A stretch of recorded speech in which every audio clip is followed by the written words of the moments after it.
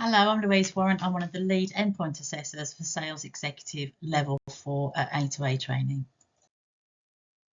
So this video is a brief overview of all three assessment methods for the Sales Executive Level 4 EPA. So there's three elements for the endpoint assessment. There's the work-based project, the presentation, sales pitch and Q&A session, and there's the professional discussion supported by a portfolio of evidence. So for the work-based project, we'll provide a list of topics for the apprentice to select from, which will be agreed by the IEPA and the employer. The apprentice has 10 weeks to complete the project following Gateway, and they'll need to upload that to our system, which is called ACE360. The word count is around 5,000 words, and the independent endpoint assessor will mark the project and give feedback to the apprentice. The apprentice can't move on to the next part of the endpoint assessment until this aspect has been passed.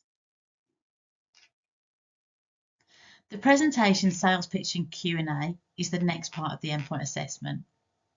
So the apprentice will prepare for a presentation and send it to the independent endpoint assessor via our shared documents area in ACE360 10 days before this part of the endpoint assessment is scheduled for. So they've got a 10-minute presentation, a 5-minute explanation of how they prepared for the sales pitch, and then a 15-minute Q&A session. These are normally delivered online via Teams or Zoom. There's then a professional discussion which is supported by a portfolio of evidence. So the portfolio itself is not directly assessed, but is used to frame the professional discussion. The PD is immediately after part 2 of the endpoint assessment, so straight after the presentation. And a portfolio mapping document is available and should be used, and that's in ACE360 in the knowledge base. And this will help ensure that all areas are covered in the portfolio. The portfolio needs to be uploaded to the shared documents area in ACE360 10 days before the assessment with the mapping document.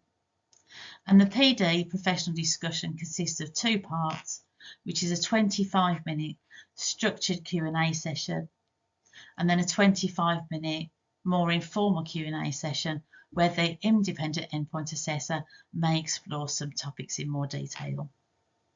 The independent endpoint assessor can add 10% to the time if they need to, so there's a maximum time of 55 minutes. And assessments will normally be completed online using Microsoft Teams or Zoom.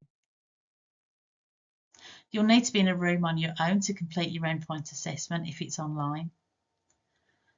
And it needs to be completed under exam conditions, but can be completed from home, work, or your college or training provider. There are 3 elements to the EPA, so get a rough idea of how long you're likely to be, and we estimate this is around about 1.5 hours. We've prepared a short video for each of the 3 elements for the endpoint assessment. Have a look in the resources area to the links for each of the assessments before you prepare for them.